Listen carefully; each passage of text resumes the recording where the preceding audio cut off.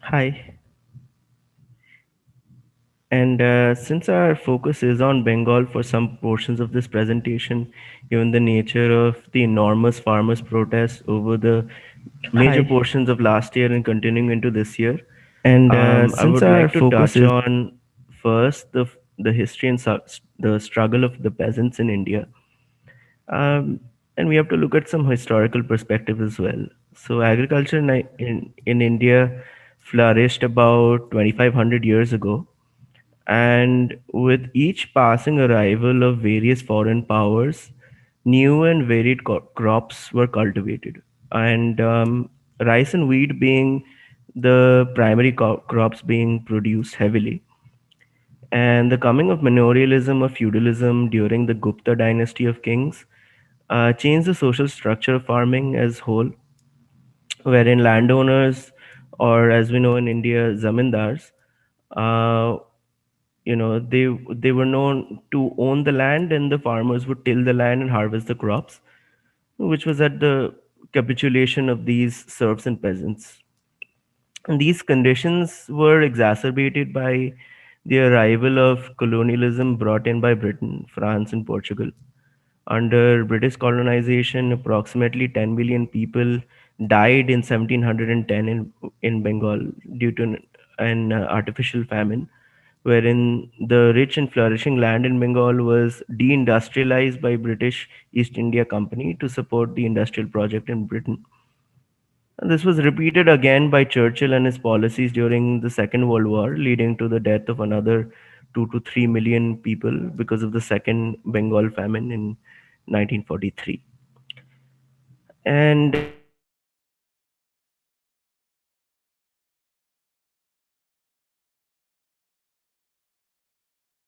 communists, major portion fought tirelessly in what was known as the Khadya Andolon, or the food movement, to increase food production, to reduce prices, reduce hoarding, and distribute surplus land to landless peasants, as well as establishing a very effective rationing scheme as well. So now we can go over to the next slide. So as I've said before in the previous slide, the Indian Communist movement was basically born out of the struggle against colonial rule in Britain, and hence it was fueled by the intense desire to seek freedom and fight for self-determination of the peoples of India, especially the working peoples of India, so that they could be the masters of their own destiny. And during the colonial period, the British government obviously saw the Indian communists as threats, and they were persecuted, killed, murdered, hanged, executed, um, for basically organizing the masses and the classes.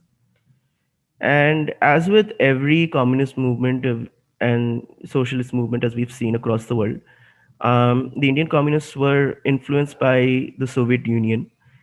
Um, and this inspired them to work with the peasant farmers in the countryside and the workers unions in the urban centers between 1928 and 1929, leading up to the Second World War as well. And during this period there was an intense number of working class strikes, protracted struggles for better wages, especially by the textile mill workers in Bombay and the rail workers in Bengal. And leading up to World War II, India was in the throes of artificial famines, which crippled India thanks to fascists like Churchill, who directed away stocks of grains from India to fill British buffer stocks, leading to the death and starvation and disease, and the suicide of several million farmers. The communist struggle helped to organize workers through strikes, which eventually led to formation of mass organizations like AIKS, or All India Kisan Sabha, the All India Students Federation, Progressive Writers Association, and the Indian People's Theatre Association as well. And the formation of the left government in Bengal was a culmination of decades of struggles by various sections of people, workers, peasants, teachers, refugees, students, etc. And they were organized by the left. And the biggest party that came out in the 1970s was the Communist Party of India, Marxist. Um, and before, previously, there was the Communist Party of India, but post 1960 and post the Sino-Soviet split, which played out in India as well, the Communist Party split into two halves: the Communist Party of India Maoist and the Communist Party of India Marxist. And during the 70s, there was a rising tide of struggles as well. And the Congress regime had undemocratically rigged elections and come into power in West Bengal, and they had persecuted several Naxals who were part of the Maoist movement at that point in time as well. And around 1200 and sympathizers of the Maoists and even the Communist Party of India Marxist workers, they were persecuted and killed as well. But we will see, over this time, over the period of 30 years, that they had established quite a lot of like ventures which were very, very successful. The first of we have to talk about land reforms. And the land reforms had three major components, which was the establishing of a land ceiling, redistribution of vested land to landless cultivators, securing tenancy rights of sharecroppers or um, borgadars, since the operation itself was called Operation Borga.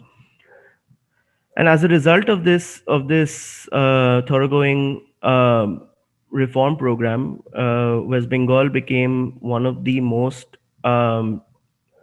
equalitarian or egalitarian state to distribute land uh, to millions of people. Uh, since West Bengal accounts for only 3% of agricultural land in India, there was the ceiling established as well, while the rest accounted for 21% of ceiling surplus land that was redistributed in the rest of India. So you can see that the major chunk was from West Bengal itself.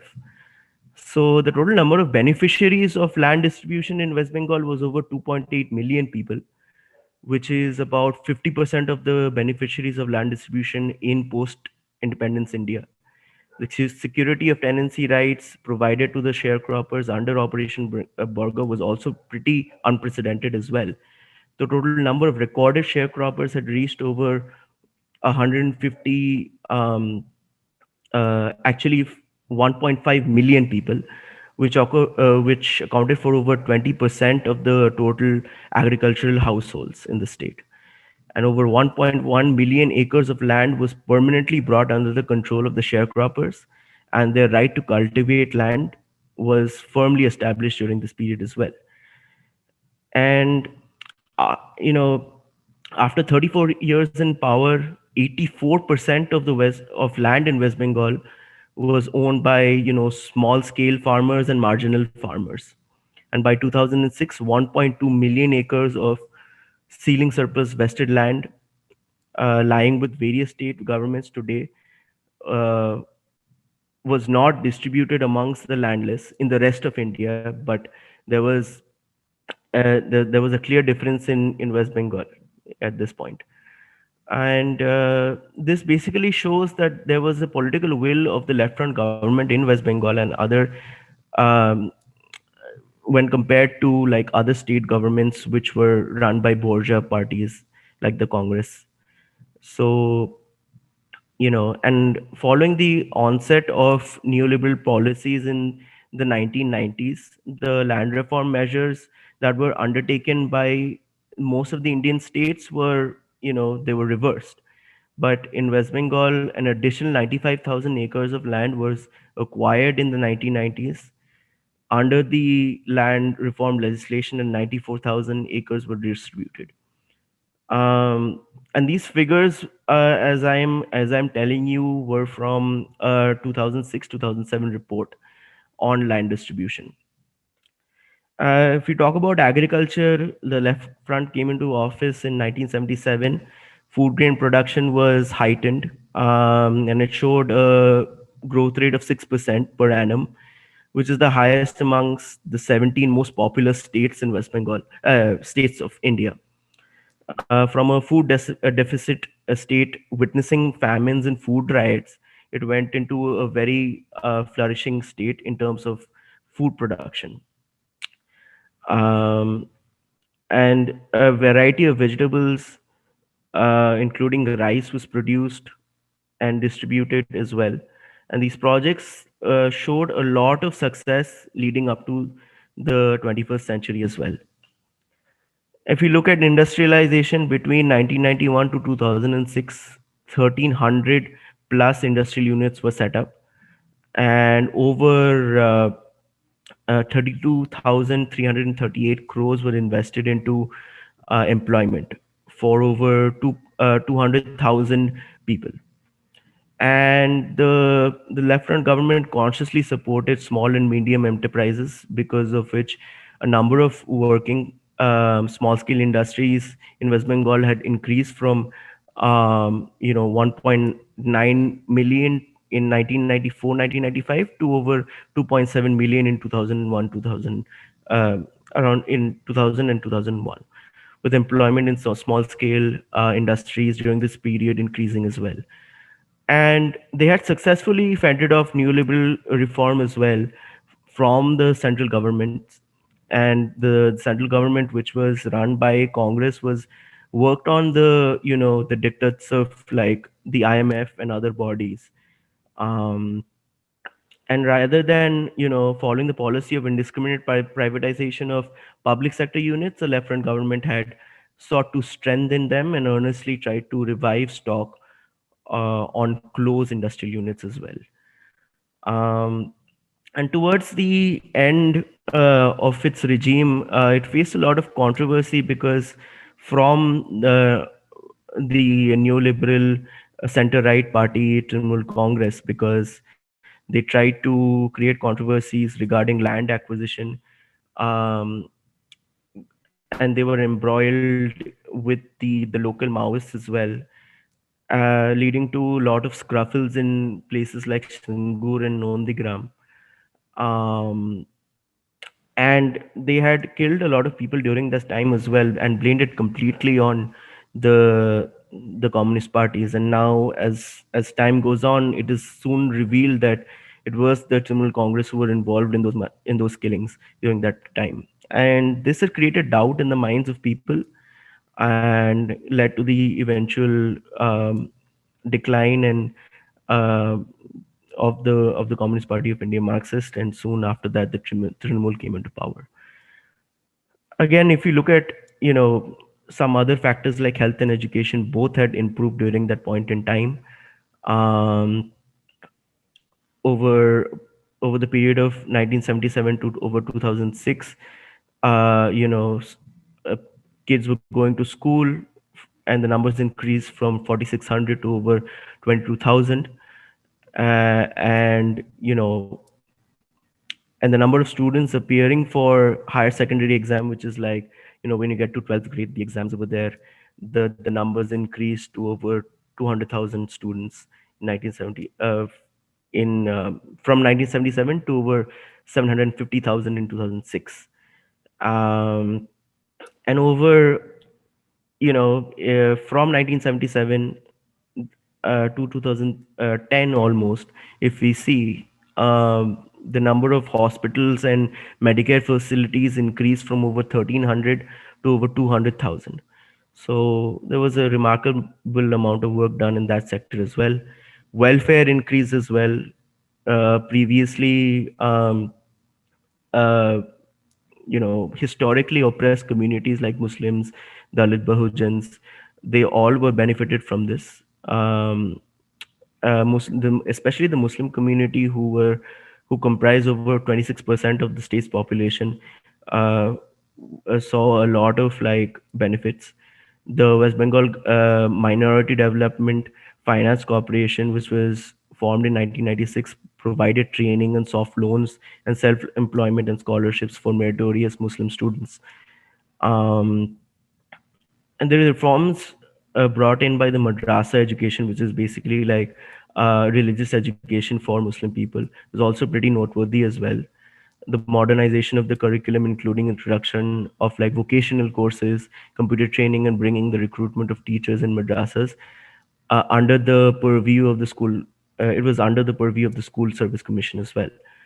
It is significant that 65% of the students studying in these religious schools were, female students, and 12% were also non-Muslim students. And social security for workers was also pretty they benefited a lot as well. They were given provident funds, which is like secured amount of growth in your in investments.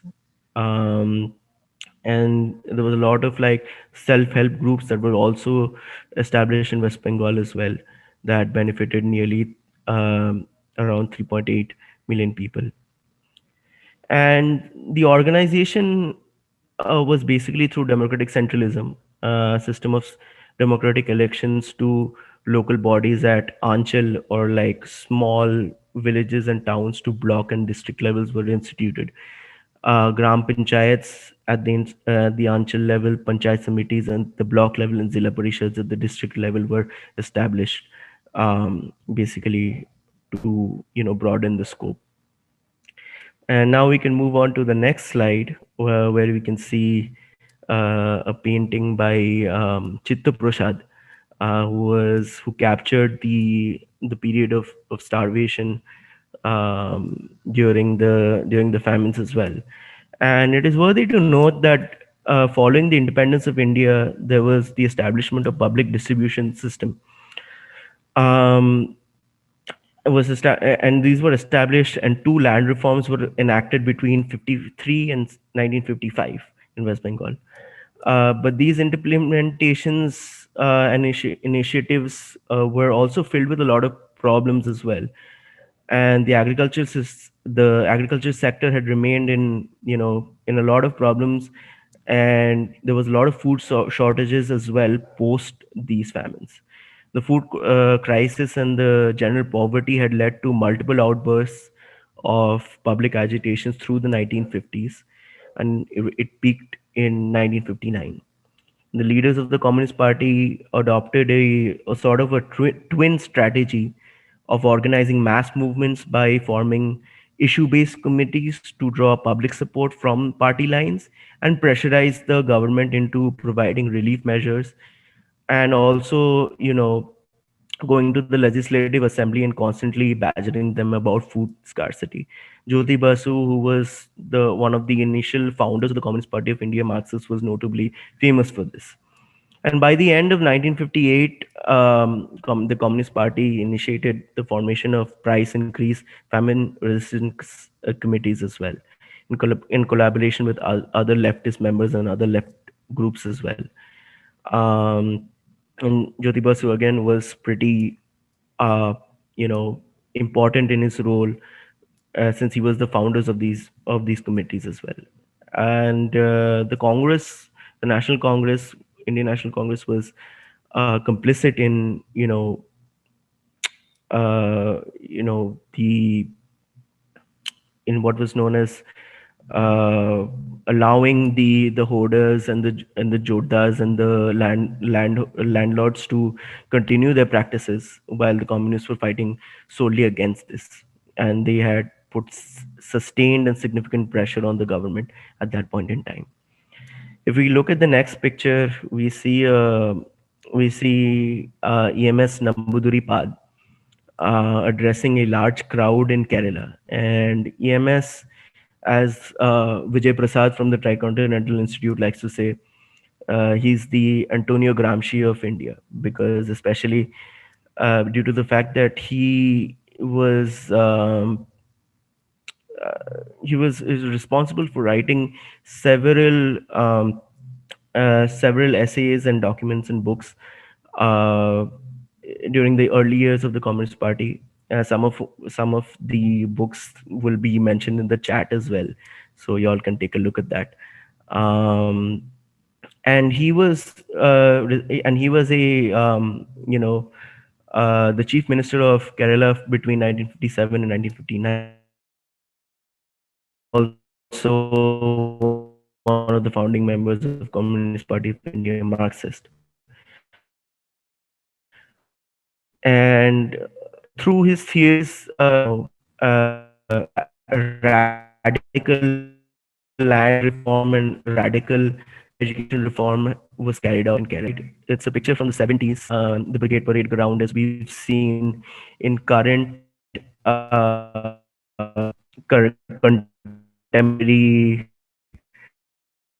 Indian national years. So this is what it looked like back then. So it's a bit unstable. Okay. Uh, okay. Yeah, and as we can see from these pictures, there was an immense amount of people, and the traditions have continued to this day as well. And the next picture we'll look at is of um, Fidel Castro and Jyoti Basu when they met in 1973. They had been invited to look at the progress of Communist Party's workings. And Basu and Sitaram Yechuri, the General Secretary, currently had gone to Cuba as well later in the 90s. Um, Now we will sort of like look at what happened post these 34 years in power.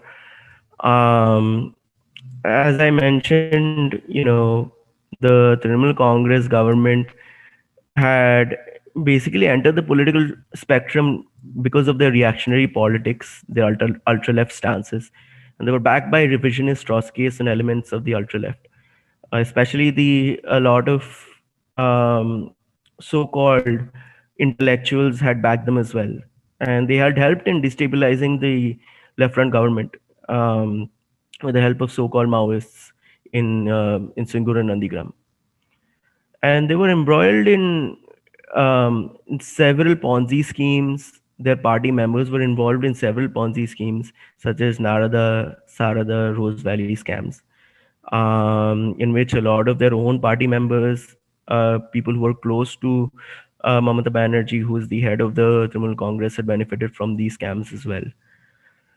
And it caused a lot of damage. And because of this, there was, an intense, uh, disillusionment of youth, of people my age who chose to leave the state, move to other states for jobs and stuff. Um, and and as a result, of these bad policies, there was a lot of dearth in employment as well. Um, the dearth of employment can also be attributed and linked to the TET exam debacle, where the there was this basically TET is basically a test that is conducted um, for teachers to start their careers, and huge numbers, hundreds of thousands of youth who had sat for this exam and passed this exam were denied one the access to their exam scores. Later, they were not given the jobs that they so deserved, and as well, they um, they faced a lot of problems regarding this Tate um, debacle as well. And as we can see in recent times, there was a protest that happened. It was organized by the left front parties to go up to Nobanno, which is the headquarters of the Trinamool Congress, and several workers of the DYFI, which is like a youth wing of CPIM, and SFI, which is the students wing of of the Communist Party of India, Marxist. They faced intense repression from the state government officials, the DMC, and the police. They were beaten. in, leading to the death of one person, Moidul Midya. Um, and this sort of killings of communists has happened over a long period of time throughout the TMC's um, reign in West Bengal as well. And as we've seen that this party is a new liberal party, and they've handed several of the public sector utilities, electricity, as well, has been sold off to major corporations in West Bengal. um, and they failed on several promises, including industrialization, heightening of employment, as well as failing to address major disasters like Hurricane Aila, which devastated millions of people in West Bengal. Now, as we've seen, this is what was happening on a more state-wise basis in West Bengal, but on a much larger scale. If we go to the next slide, we can see that there was an intense repression that was conducted by the Hindu supremacists in of the BJP government. And if we look to their history, the RSS, or the Rashtriya Samaj Sevak Sangh, which was formed in 1925, was a basically a paramilitary force, with and they have these branches set up across India. And uh, they encourage Hindutva and Hindu nationalism. And from an early age, they take in youth, they fill their heads with lies, and that's how they build up their numbers. And these people are openly fascist. They go about preaching the lies of Hitler and Mussolini and etc. And over the course of years, they've become stronger and stronger. um and in the 90s, there was the the destruction of the mosque known as the Babri Masjid. It was a mosque that was built by Babur in the Mughal era, and these alleged Hindu workers had destroyed the mosque, claiming that there was a a temple of Ram, which is like a god of Hindu religion, underneath the temple. So they had blown this temple up, destroyed it. There's a documentary actually, and it's called Ram Ke Naam, which basically shows the how they went about it and what these party workers were saying and doing during this period as well.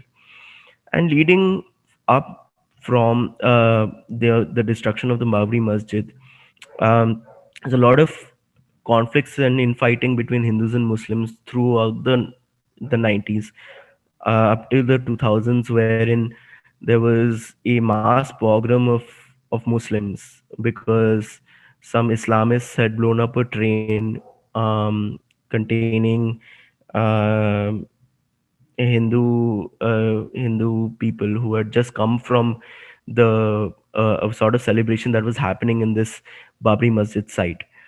Um, and they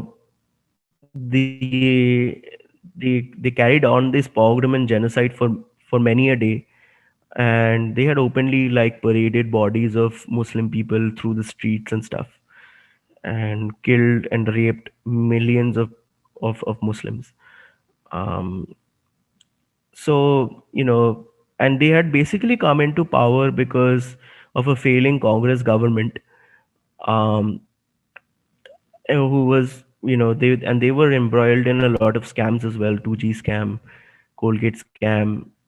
And since the Congress functioned as neoliberals, it was turning, it was slowly turning towards a more right wing side as well. And the policies had failed, and the people had basically viewed them as this dynastic power, that every sort of leader that was coming up was from the Gandhi family as well. um and due to this, like, the BJP came to power in 2014, and since they've been in power, they have subjugated you know hundreds and thousands of of Dalits and Muslims. Muslims especially, because some Muslim people are beef traders and cattle owners, and they've been, murdered and killed by what was known as the Gau Rakshaks, or the cow protectors. Um, and if we look at, the electoral history of the BJP, we'll see that from 1984 they won 2 seats, 1989 they won an 85 seats, 1991 they gained their position in 120 seats. And throughout the 90s, there was only one major government of Atal Bihari Vajpayee, and they formed a coalition of AIDMK, which is another party, in 1999. And finally, in 2014, they had basically whitewashed the elections and won with 282 seats, and the National Democratic Alliance, which they have a sort of coalition with, won 336 seats. So there was no comparison. And 2019, this was repeated as well when they won the election again, and they continued their anti-Muslim, anti-Dalit, anti-Adivasi um, uh, policies as well. Um, if people aren't aware, and some folks definitely have seen, in the last 2 years, the BJP government has established a new sort of citizens registry, in which folks, who had emigrated um, from, Bangladesh, maybe Pakistan as well, after partition, they would no longer be considered citizens, and this would lead to millions of people in India, being considered not Indian anymore. So, and they set up like various detention facilities in Assam and other states as well. Although some state governments are not following through, this is still a cause of concern as well. And if we go to the next slide and we look at the failings of the BJP, their policies have been extremely right wing, extremely conservative, and very pro corporation, pro business. They started, which is not too far away from the neoliberal Congress Party, but the one factor being that they were coupled with a devastating effect of Hindutva and Hindu supremacy. Um, we would have to look at demonetization, which I remember very clearly the night when they sort of established it. And they basically, there was a message that was sent out, and saying that 2000 2000 rupee notes and 500 rupee currency denomination notes are now no longer invalid. Why? Because the BJP thought that we're going to curb black money, or like illegal money that has been distributed in the state, which is which on the face looks like a good idea, but you'd also have to see that millions of people, workers, they rely on a cash based economy. They live hand to mouth existences, and they depend on the cash. So when they established this, lots and lots of people were affected by it. um uh, and people were standing in front of ATMs. They were going up to banks, huge lines, trying to just withdraw uh, cash and get rid of their 2000 rupee and 500 rupee notes as well. And this continued with the selling of public sector utilities. Electricity is one of the is another sort of like public sector unit that has been under fire as well, and the BJP is planning to sell the electricity off as well.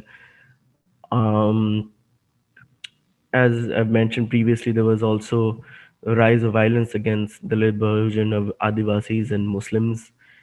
The NRCCAA Citizenship Acts that was also established was pretty devastating as well.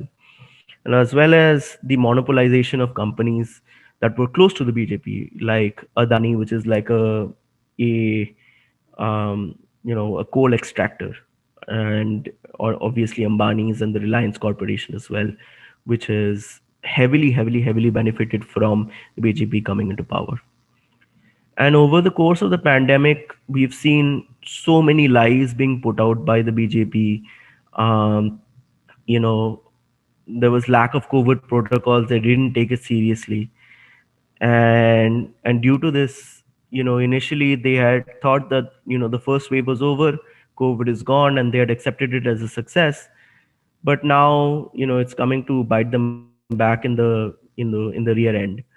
um and this has caused a lot of problems in India, as we've seen now, and I'll touch on that a bit later. And during the course of the pandemic, they had sort of like pushed the idea of like corporatizing, um, you know the agricultural sector as well, and leading to a lot of like, as we've seen, a lot of protest demonstrations across India, and due to the establishment of these anti-farmer laws.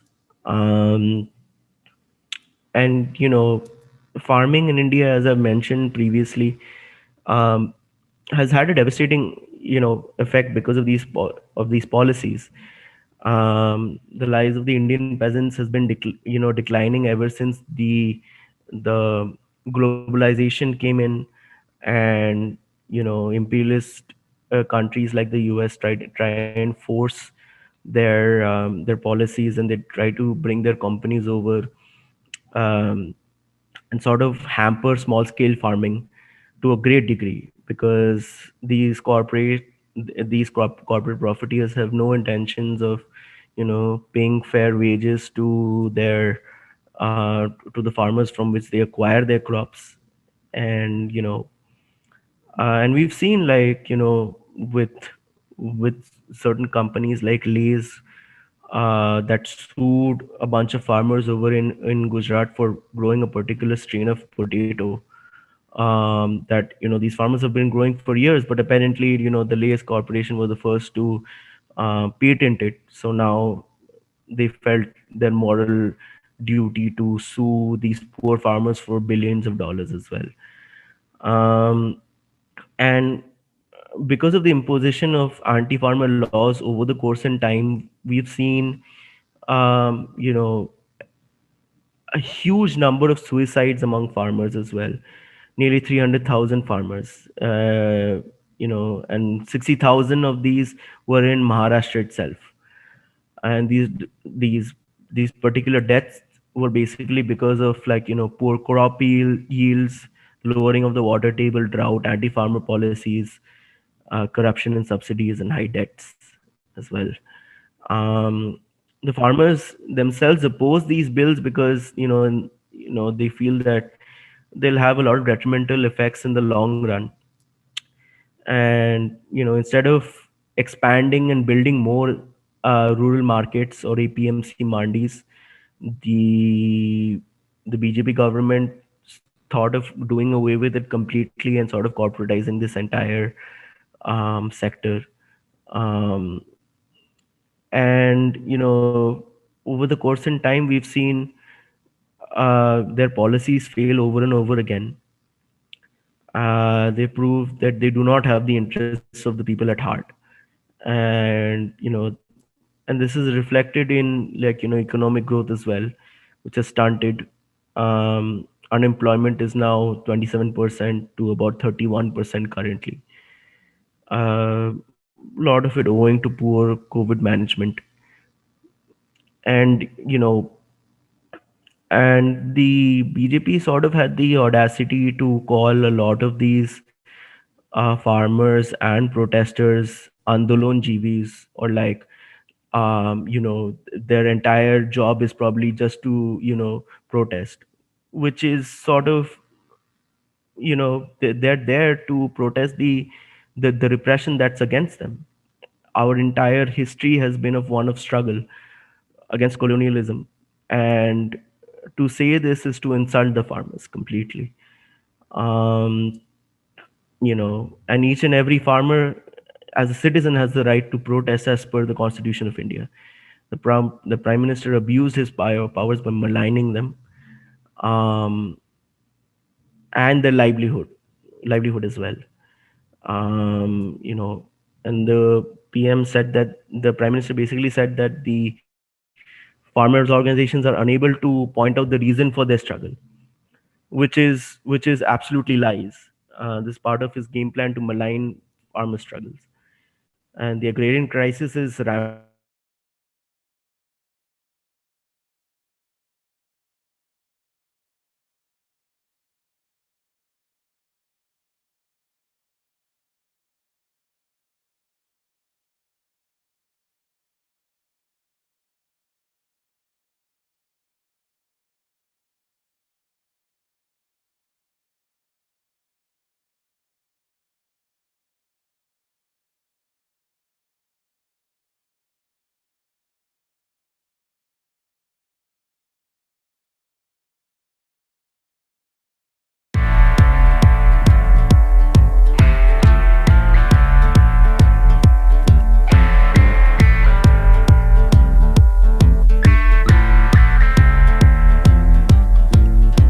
जो बंजर जमीन से उलझता रहे, जलती धूप में रोजाना भुनता रहे, उंगलियों से जो धरती का पोषण करे, वो संविधान के डाकुओं से क्यों डरे?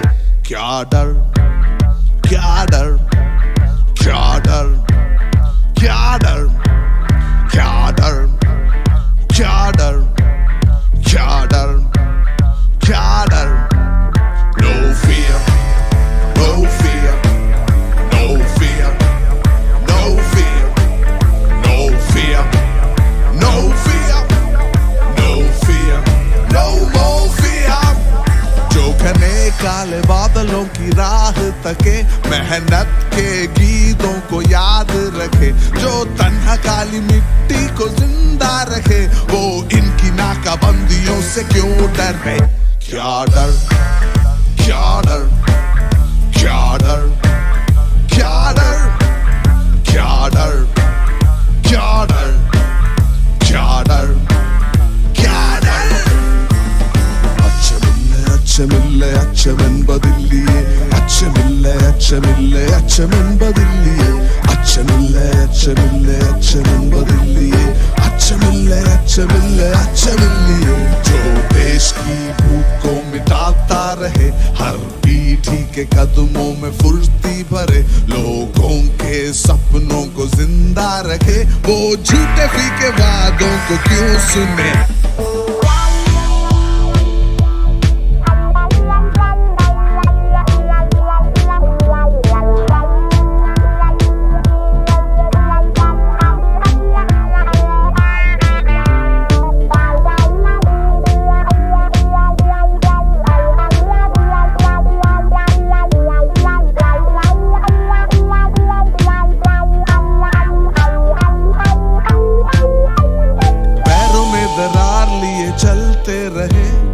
कंधे पे गुरूर लिए आगे बढ़े, सूखी रोटियों से काम चलाते रहे, आंखों में आशा लिए मीलों चले, धूप में भी, कोहरे में भी, रात में भी, दिन में भी, प्यास में भी, भूख में भी, होश में भी, नींद में भी, होठों से भी, भूख से भी, लफ्ज से भी, गीतों से भी, खुशी में भी, गम में भी, लात पे भी, लात पे भी, पूरे दम से नारे लगाते रहे, इंसाफ की तलाश में जाते रहे, पूरे दम से नारे लगाते रहे, इंसाफ की तलाश में जाते रहे. क्या डर, no fear, क्या डर, no more fear, क्या डर, no fear, क्या डर, no more.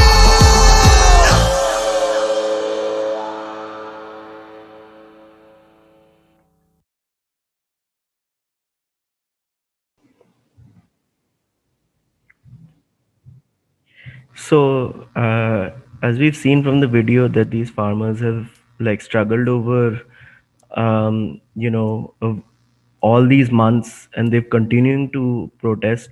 Um, and it's pretty evident that they're not going to stop until the government hears their demands.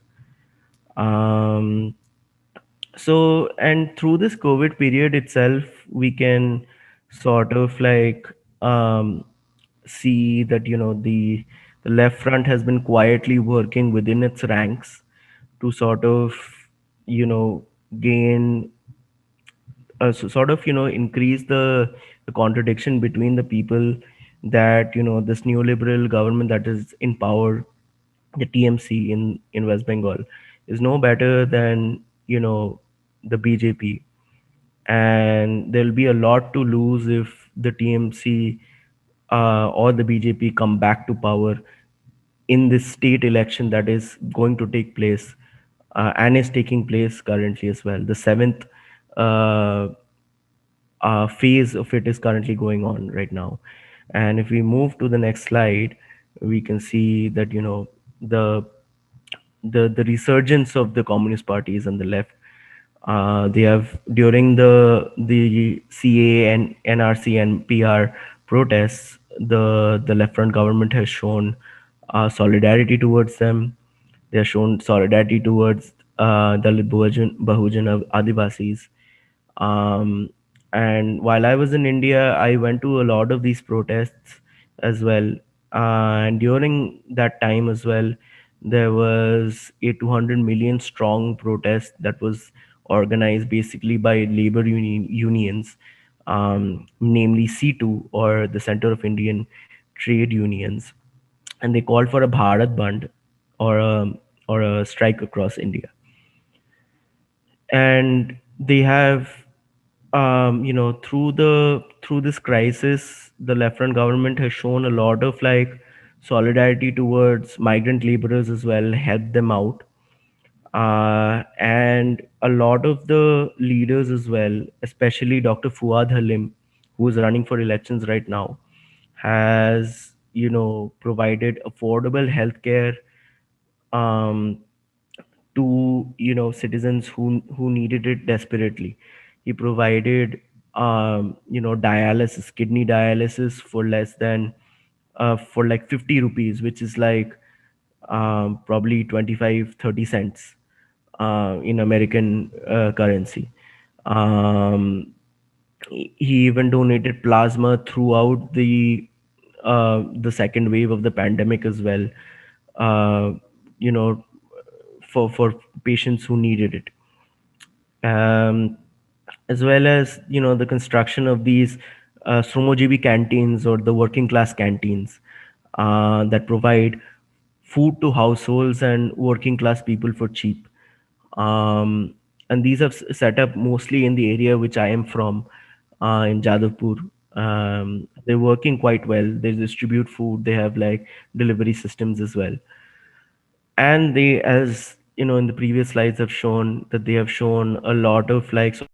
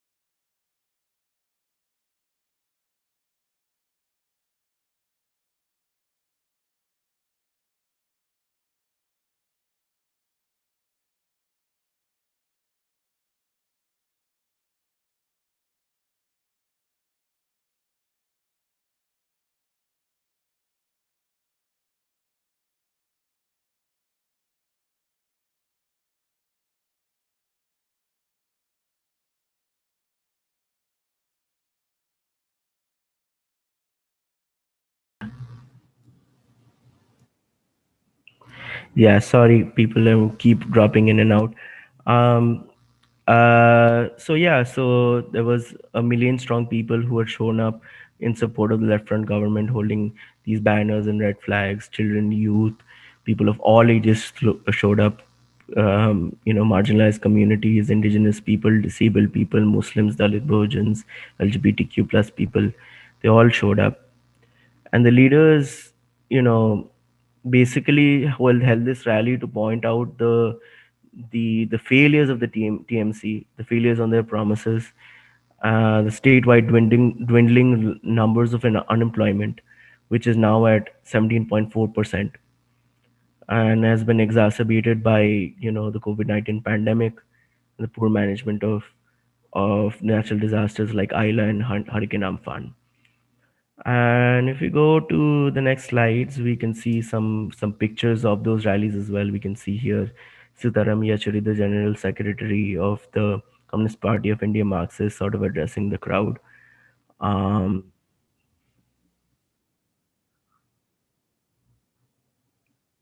yeah, yeah. So, and the next slide sort of shows some aerial views of the brigade um, as well.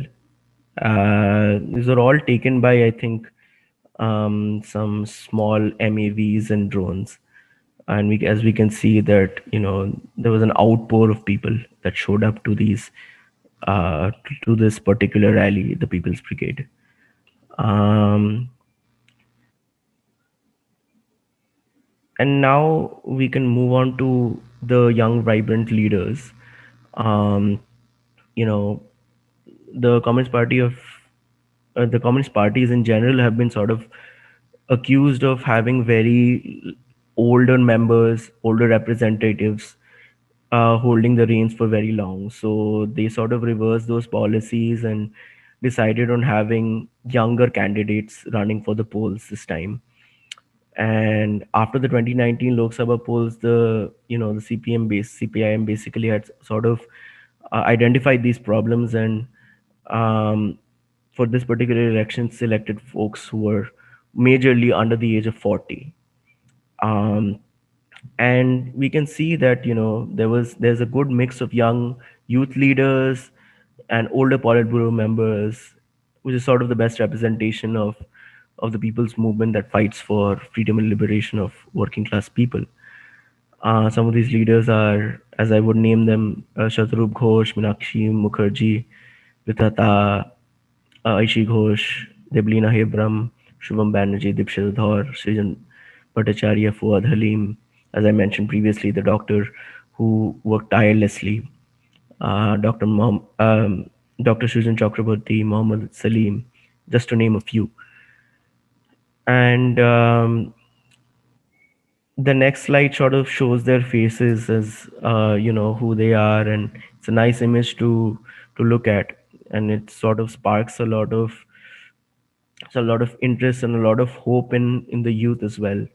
And they've done brilliantly well in their constituencies, as leaders themselves, and in their fighting for the people's interests. And up next, we'll just play you a little song of the the movement that's happening in West Bengal. Um, it's called Bindu Bindu Gham, which is basically means that the toil and sweat that goes into the work. And I encourage you all to listen and enjoy to this song.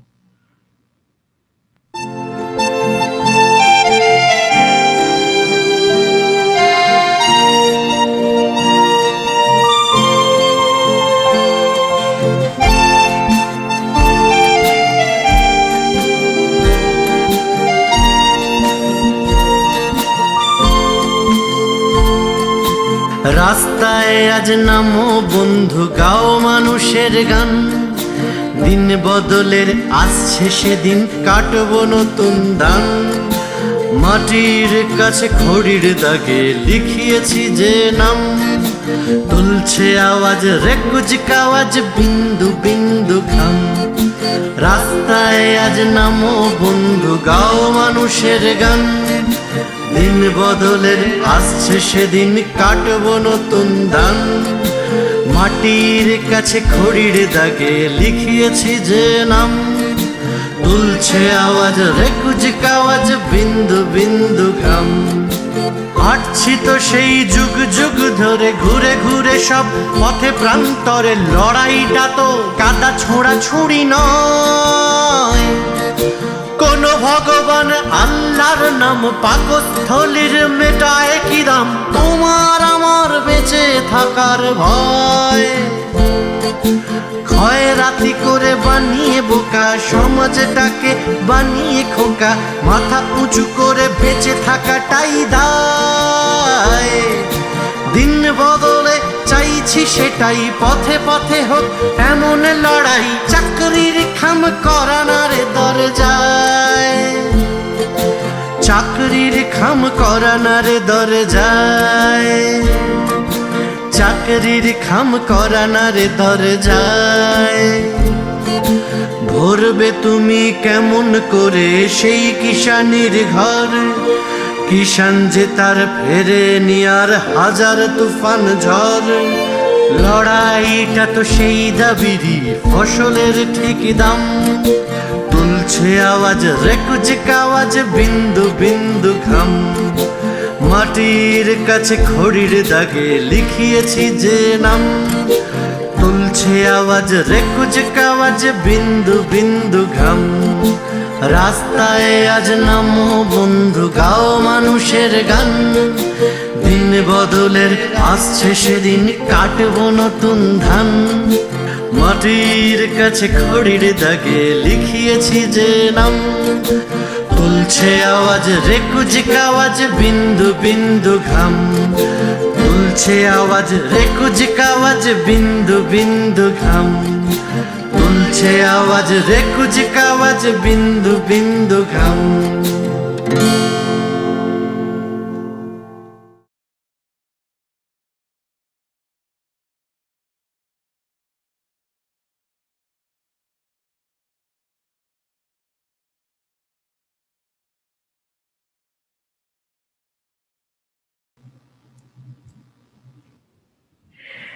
So we saw that video.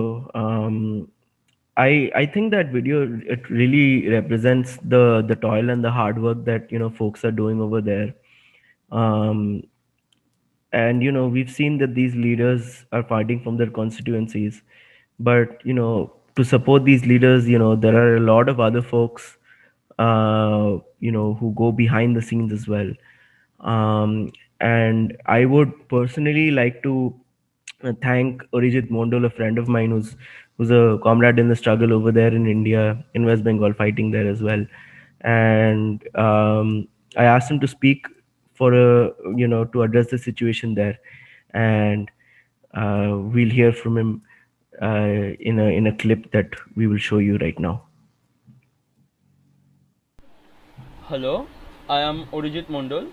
I am a resident of West Bengal, which is one of the 29 states of India, and currently state legislative assembly elections are being held in West Bengal. The ruling party is named Trinamool Congress, and the main oppositions are against the Trinamool Congress are the Left Front with its political allies Congress and ISF, and Bharatiya Janata Party, which is the ruling party at the union government at the center in India. So from 1977 to 2011, West Bengal had elected the Left Front government. So Left Front is a political alliance between the major parliamentary left parties of India, and it is anchored by CPIM, Communist Party of India Marxist, which is the largest parliamentary left party of India. So the Left Front was in power for 34 years in West Bengal for 8 consecutive terms, and 7 consecutive terms, my bad. Despite having several limitations as a state government in a country which is ruled by a bunch of bourgeoisie political parties.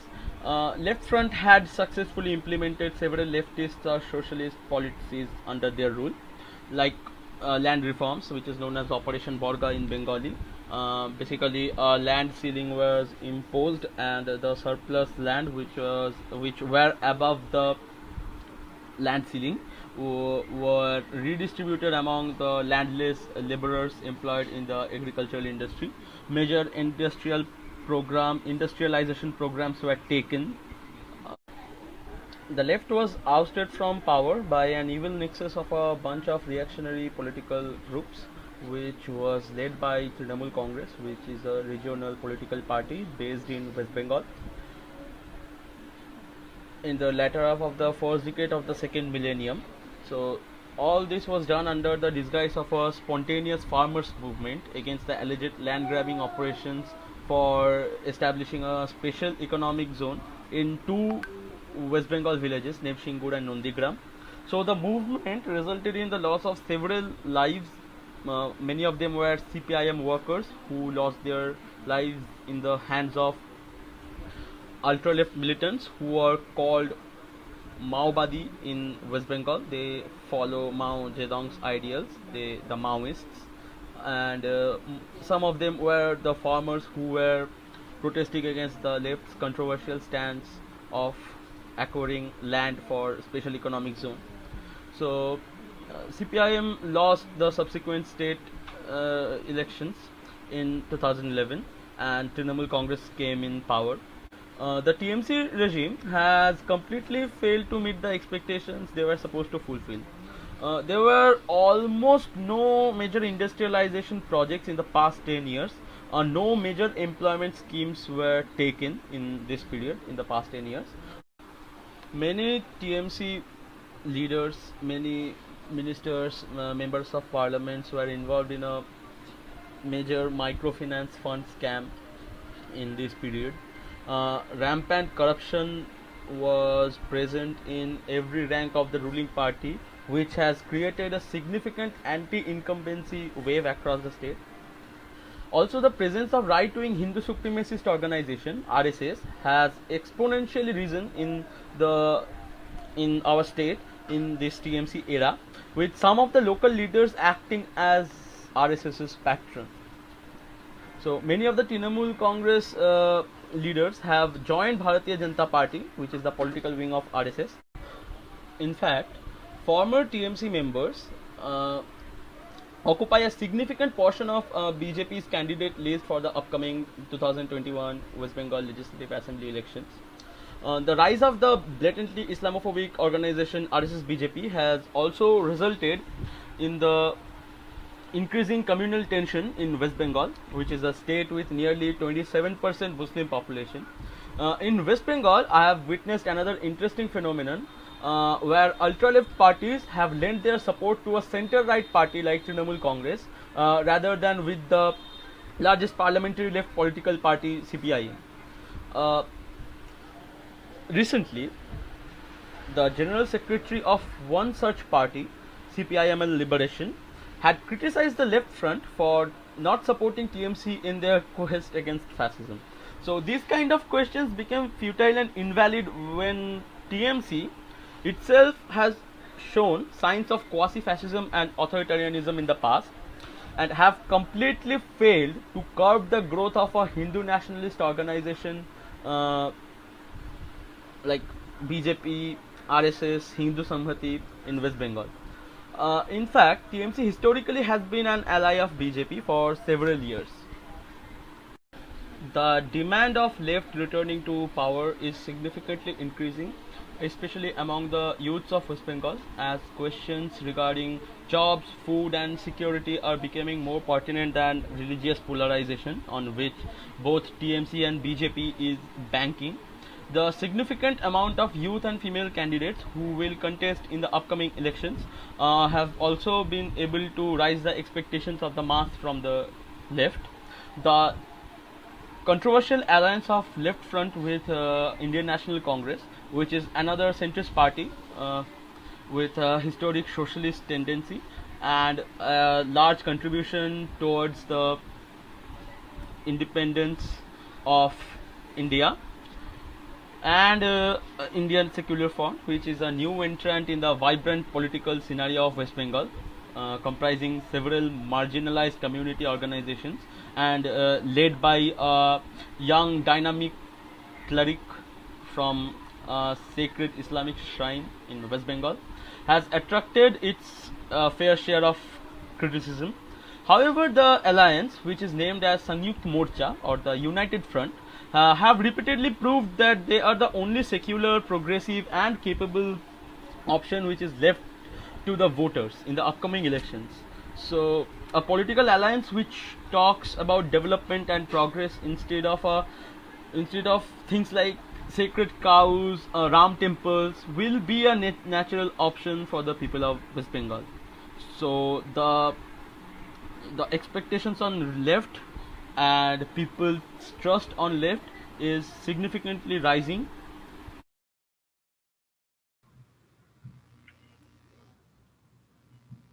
So, Arijit provided some very good analysis of the situation there because, as we know that you have to be present in the material conditions to properly assess it as well. But you've heard a lot about the previous left front governments, but you have to also acknowledge the ones that are actually present as well. And the one to note is the LDF in Kerala, or the Left Democratic Front, um, and which has done tremendous amount of work over the course of time that they've been in power. They've worked to improve industry and infrastructure in their first 1,000 days in power, the development of the national highway, the coastal highway, Gale pipeline, etc. They've improved education. Over 341,000 students, have joined schools, and 45,000 classrooms have been built as well. Um, Agricultural has improved. A public distribution system that was established initially has, sort of improved as well. The minimum support prices of crops have increased, which is basically, you know, so farmers across the country were not satisfied by the previous Congress governments and the BJP in power. So this has been the first time in the history of India that the floor price of acquiring a crop is fixed. So even if the price increases, um, the government will have to pay that minimum support price. Uh, doesn't matter what inflationary effects take place, they will have to provide that amount to the farmers so that they get their requirements for growing more crops and to basically sustain themselves. And we've seen that this has improved farmers lives tremendously in the rest of India when they're actively trying to get rid of these rural markets. Kerala has flourished, and the scheme has benefited farmers, and maximized land for over 15 acres during the cultivation season. And farmers themselves can register crops online. They can register into the agricultural department's portal to do so. And it also improves the cold storage facilities, the supply chain processes as well as the transport networks. The Chief Minister Pinarayi Vijayan claimed that vegetable production in the state of Kerala had improved, almost doubled in the last 4.5 years. Over 700,000 metric tons increased to over 1.4 million metric tons. And the target was to increase the production by an additional 100,000 metric tons um, of vegetables in this current year of 2021. Um, we've also seen the amount of work that the Kerala government has done towards building a strong healthcare network, healthcare facilities, um, and and basically improved it as well. They were the first state to respond to um, COVID, and they did so particularly well under the state's health and welfare minister KK Shailaja, whose praises I cannot sing enough. She actually knew folks and students who were studying in Kerala in the Wuhan University, had gone there for internships and trainings, and they had reported to her directly, when the outbreak was taking place. And Shailaja herself had dealt with the Nipah virus, which is another very devastating virus which happened in India previously. So she knew how deadly this situation could be.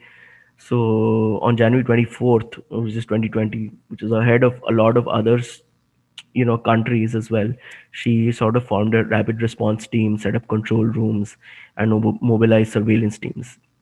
And by January 27th, when the first more students had come back from there, the number of cases started increasing as well for COVID. um, and Kerala has a mixture of an urban population, but also a very large rural population. And it's so like a lot of folks who stay in the sort of urban areas, um, sort of like the spread happened there more often than not. And as frequently seen, there was a lot of travelers from outside of Kerala who brought in the virus as well. Um, as the national lockdown measures eased, the infections rose again, but the state seemed to be prepared for these things from going out of control. And only 0.36% of the confirmed cases died, a mortality rate that was lowest in the world at that point in time. Like the rest of India, Kerala had the advantage of a huge youth population, but many observers attribute its low death rate to quality of healthcare and hospitals that have not reached its full capacity as of yet. And as we've seen over the course of the last few weeks, the devastating images of the collapse of the entire public healthcare system in India. The capitulation of the healthcare system is attributed to improper planning from the BJP. The ruling party of India had acted as if the first wave of COVID had come and gone and treated it as a victory, and had started selling off vaccines and medicines and oxygen to other countries. And this ill preparedness led to the complete collapse of the structure and left millions to fend for themselves during the second wave, which caused a number the number of COVID cases to jump from 180,000 to 35,000 in a matter of like 2 or 3 days. And the BJP openly allowed the death of these millions of people, and I would characterize it completely as a genocide. And not one single state other than Kerala had effective protocol against COVID. Even the CPIM Politburo member and General Secretary um, Cesaram Yachuri's son died of COVID recently. Um, and now we've seen that there are the double and triple mutations of the virus. Maharashtra, Haryana, Madhya Pradesh, Punjab, Andhra Pradesh, Uttarakhand, and Delhi have seen now a depletion in oxygen stock as well. And I personally have seen people on like social media provide more mutual aid to each other in terms of convalescent plasma donation, oxygen supply, you know, etc., more help to each other than the state government has done. I've seen posts of people, my friends, posting, we need oxygen. Can someone help? People have responded to them. Can people send us cylinders? Can people, can we find a match for our plasma? And during all of this, while the rest of India is sort of facing this sort of crisis, the LDF government in under the leadership of Pinarayi Vijayan has done the exact opposite. They bolster the capacity, investing in public sector entities. They've and they're now providing oxygen to a lot of states that in the south that are facing oxygen crisis. And KK Shalaja also mentioned that there was zero wastage of the vaccine as well. In other states, we've seen that 8 to 9% of the vaccines have been, there's been 8 to 9% wastage of the vaccine. And while all of this is happening in Kerala, the Modi government and himself has cowardly retreated back into position of letting folks fend for themselves and exacerbated the migrant worker crisis as well. Um, and in India, we've seen that now they're spiking the prices of these vaccines as well. Now it's gone from 600 to 1200, and there's two kinds of vaccines, of Covaxin and I think Covishield. Um, and this is the you know the this is they say that this the prices weren't as high as the other countries, but if you look at it, it's almost $16 to acquire this particular vaccine, which is unimaginable. you know a lot of us in the United States have got this vaccine for free, and expecting a country like India with 60% of its population not having the access to both um, technological means and monetary and financial aid, they're they're they're they're in a hopeless situation, helpless situation. Um, so there are clear differences in governance between the Left Democratic Front in Kerala and the rest of India, and and I've also seen, like, workers from the left front in West Bengal deploy red volunteers. And it was happening today, an hour ago, before our presentation started. They were delivering oxygen, delivering masks, they were sanitizing neighborhoods, providing oxygen cylinders to people's houses at 2 a.m. in the morning. uh, it's there is a clear difference. um, and in the midst of this, we've seen a lot of countries offer India help in terms of providing technological help, providing oxygen, providing relief. Like, China has offered to give some support as well. Pakistan has offered support. Germany has offered support. Saudi Arabia has offered support. Singapore as well. But there's one name on that list who has not offered support, and that is the United States, who have denied India the access to, and procurement of raw materials to manufacture vaccines. So they have acted as imperialists in this situation, although India is supposed to be an ally of the US in Asia. So we've been thrown under the bus. But overall, we've seen, like, I believe that there is hope. I believe that there is a lot of hope in the left front in the upcoming days. I truly believe that this will be a turning year. Um, the tides will turn, and the left front will come back to power. Um, but that's all I had to say for my presentation. Thank you again for tuning in. I know that there was a lot of, like, problems regarding regarding the stream and stuff, but I dropped off a couple of times. But thank you all who've managed to watch this throughout. And if you have any questions, please feel free to drop them in the chat, and I will try and answer them.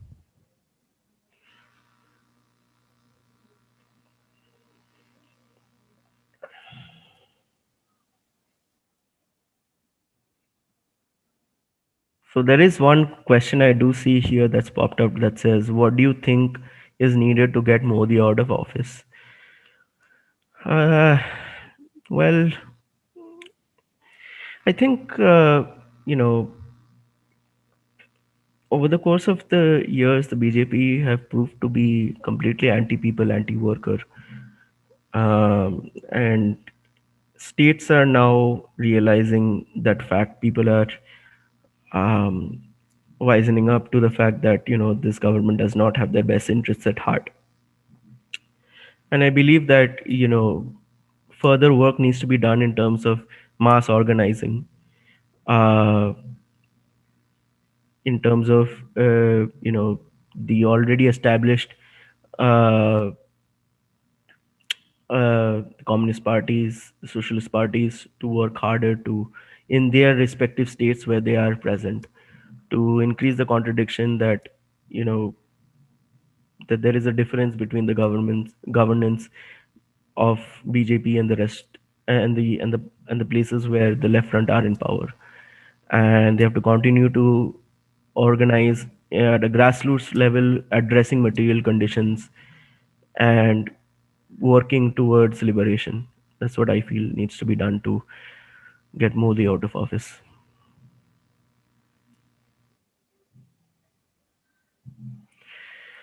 So I don't see any more questions in the chat. So I think we can close it off for today. Thank you again for joining us. Hope you all have a good day. Thank you.